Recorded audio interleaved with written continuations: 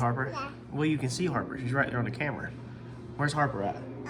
On the camera. So here's what me and Harper are doing. Mommy left me to babysit, so me and Harper are hanging out. Harper's coloring.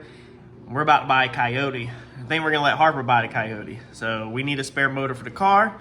We'll go over that here shortly, but right now, let me flip the camera around and let me show y'all what we're working with, and let's buy a Coyote. All right, so here is what we have.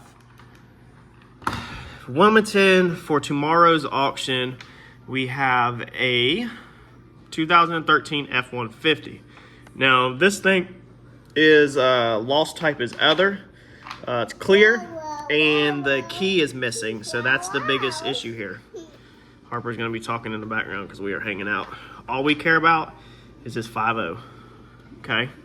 So obviously we don't know if the thing runs because the key is missing. The seller is also blank down here if you notice, and it has a clear title. No, Daddy don't want one. You color. No, you color. No, I don't want one. Mommy. Okay, so being a clear title, this is a very high risk. Way bigger of a risk than a salvage title would be, because you just, in this line of work, you just don't buy clear titles. They are not smart to do in this business. So, and if you were wondering why, I do my one-on-one training, my class. I did the video on it. It gives you information on how to get up with me, and we can teach you how. But for right now, all we want is that motor out of that truck. All right, so the options right now, this thing is on iBuyFast right here. So we can buy it right now for $21.50.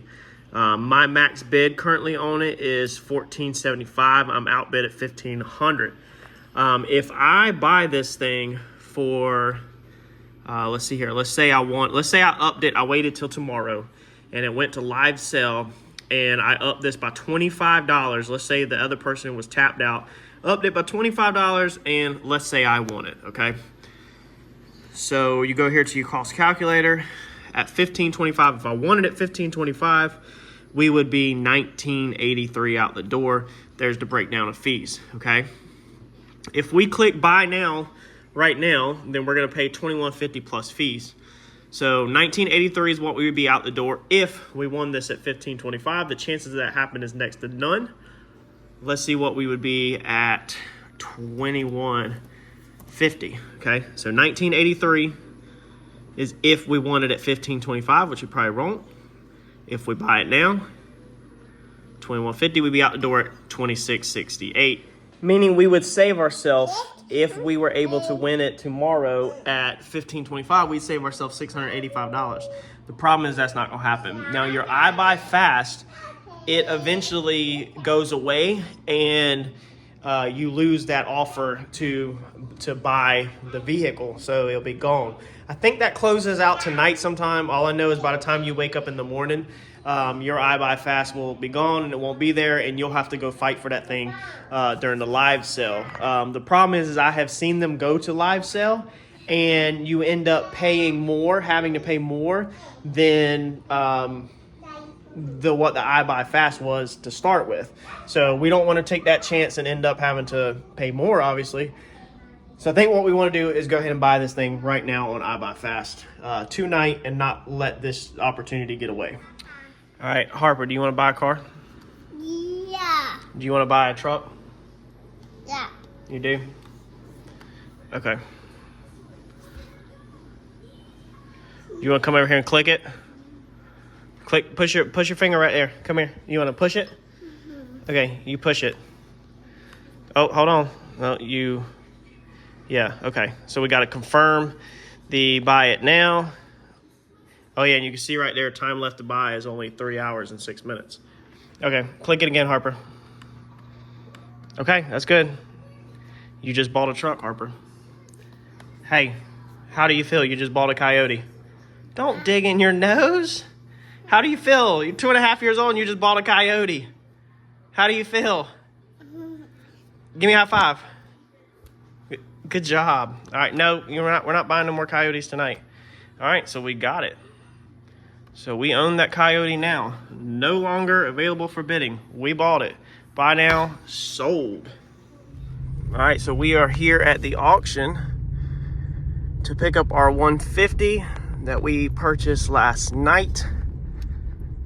There's another truck. I was looking at that truck last night, but I got a feeling that something's a little bit more wrong with that one. I was looking at that one to flip. That's how they bring them out on a forklift.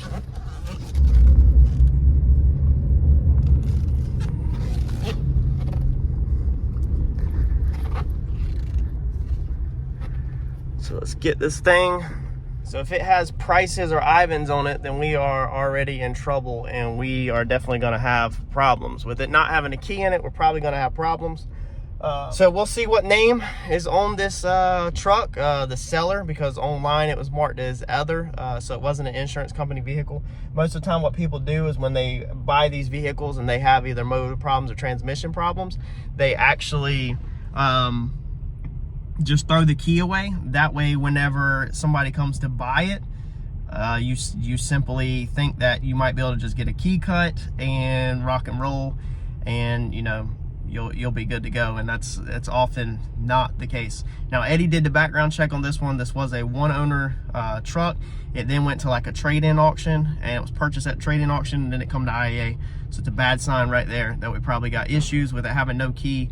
And I can't remember if it's clean title. That was just last day when we bought it. But let's just get this thing on the trailer first, get this thing loaded up, and let's see what we got.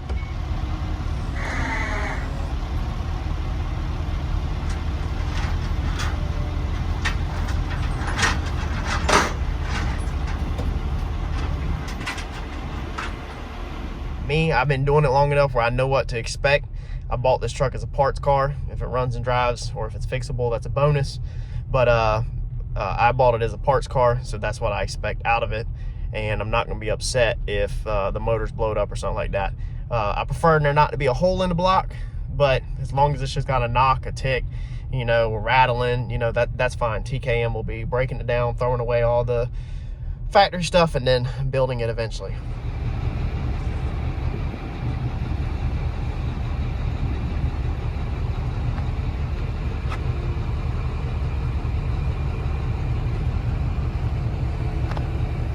So let's see who we got on the sticker. So the sticker is actually Lovett's Auto Sales, and they are sitting right there. That's Lovett's. Now the Lovett's that was beside me loading, I shouted over to him and asked him if he had the key. Figured it was worth a try. He said that it was not his, that he's never seen it in his life. There are a couple of different Lovett's here in Wilmington. It's brothers that run these dealerships here. So he said that he never seen it in his life. Got a little bit of an attitude with me right out the gate, got defensive. And I was like, look, boss, I just bought it for parts. You know, I know it's probably blowed up. It'd just be easier to move it around with a key. And, you know, he said that I didn't buy it from Lovett's. I bought it from Jeff Gordon. It says right there on the side of the window. The thing is that it says Jeff Gordon on the windshield or the window because it was a Mannheim vehicle, and obviously that's who sold it to Mannheim. I told him, I said, no, I said, this is a Lovett's vehicle. It says it right here on the sticker.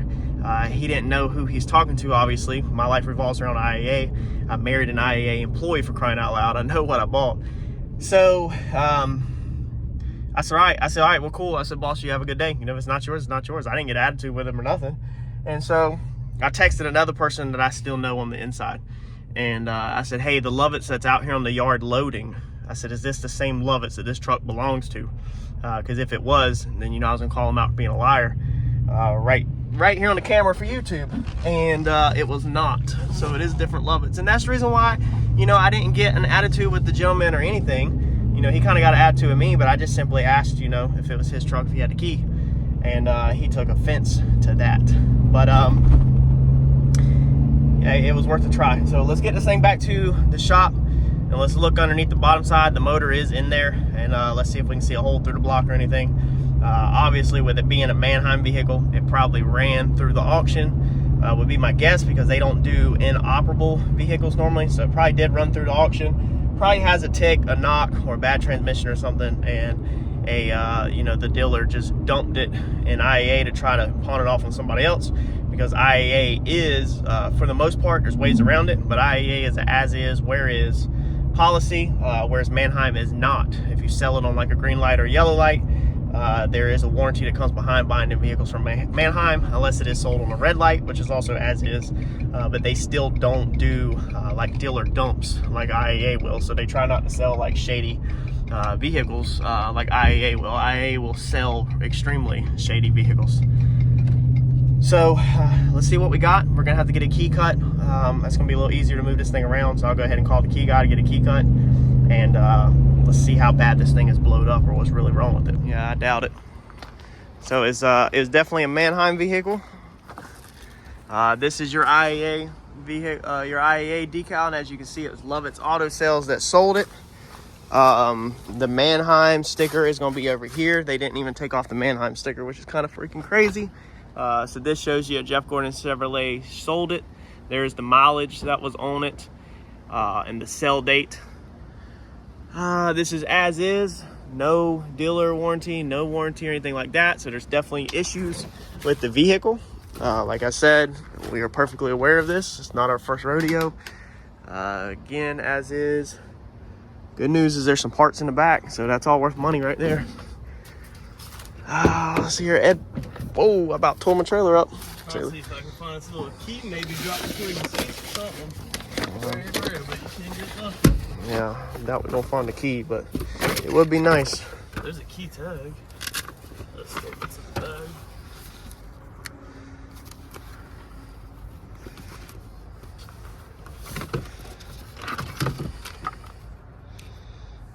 I guess that is keyless entry system code. Sheetrock screws, trailer plugs. Yeah, normally you don't get that lucky. Pop the hood, Ed.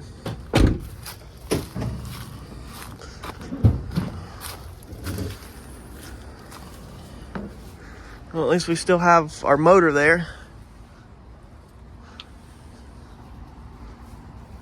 Let's see. That intake looks really low compared to what mine looked like. I don't know, this looks like a Mustang intake. So the oil looks good. They must have been in there getting drunk and lost their keys. There's a trade-in, I think, Jeff Gordon. See what the fluid looks like.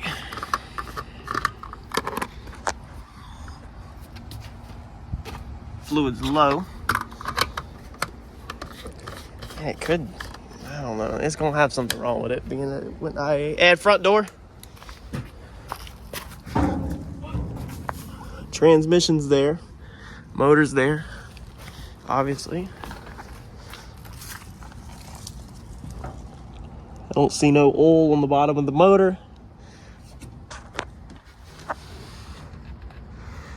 All right. Well, it's gonna be a mystery. We're gonna have to call the key cutting guy. Let's get a key made. Good news is we already got money right there on the tires. All the tires have really good tread. The interior's there. Seats are not tore up. So on the part outside, that's good. All the tires have good tread. So that's really good news for us. And we got a whole front of a truck to part out. We got a whole back of the truck. So we'll buy two other trucks that are hit, one in the rear, one in the front. All right, so I just spoke with Car Keys Express. That's who I use. There's a local guy in my area that comes out. He services multiple areas, so he's only in Wilmington Mondays and Fridays. So he said he's working like Wallace on Thursday, which is a little ways up the road, and that if he gets done early enough, he'll hit us up. If not, it's gonna be Friday before we get this thing programmed. Today is Tuesday, so we got a couple days to wait to find out, but we're gonna keep on chasing some more F-150s, because whether the motor runs or not, we still have a whole parts truck, so that kind of doesn't matter if the motor runs or not. The motor only matters for the race car. Obviously, if we're gonna build it, if everything runs perfectly fine, then we will just sell the vehicle whole, but the chances of everything running perfectly fine are literally probably slim to none, because nobody would sell a car at an auction without a key if it was perfectly fine, because they can get more money for it than purposely taking the key out of it. So we're gonna go ahead and move forward, assuming that this is the new spare race car motor, and we will be buying 2 more wreck trucks to use the parts off of this one. And when we do that, I'm gonna show y'all how you end up getting a Coyote for free, and you don't have to pay for it. Let's go. And yes, I know the truck is loaded wrong. The motor should be on the front. IAA is only a little ways away from me. It's not far. So the problem with that is since we don't have no keys, now for safety, it don't have no tongue weight. So it means it wants to do like this continuously, even going down the road, it's floating on the tongue. So we're gonna stick some blocks underneath the back side of it, jack this side up, and that way if it does go to flip back, we don't have a tongue sticking way up in the air and it'll catch it with the blocks and we'll still be able to hook it up. Yeah, Ed thinks that we could just literally just pull the tongue down if it flips up. I told him no, that's not how that works. All that weight on the motor, that would not be fun at all. So we're gonna get this thing blocked up. So why do we buy this guy? All right, so here's the deal. Okay, we've already blew up one Coyote because I hooked the oil lines up wrong. So if we're gonna be racing and we're gonna be traveling, going out of town, or just racing in general, even local, you need a spare motor. Now I know a lot of people are on tight budgets and can't afford a spare motor and everything, and really honestly I can't either. I'm not rich, but the goal here is I'm gonna show y'all the way I originally got my first Coyote. Is I'm gonna show y'all how you get a Coyote for free by buying one from the auction, parting it out, and then recouping all of the money on it. And once we get our past mistake paid off, the one that's at TKM being rebuilt right now, so once I pay down that bill on that one, then we'll go ahead and send this one off, or we'll start collecting parts for this one, all of the components and everything, and we'll just start gathering parts, whether they're used or they're deals on them or whatever. We're just gonna go ahead and start collecting parts to put together a second Coyote, so that eventually we will basically have two Coyotes that are built kind of close to the same.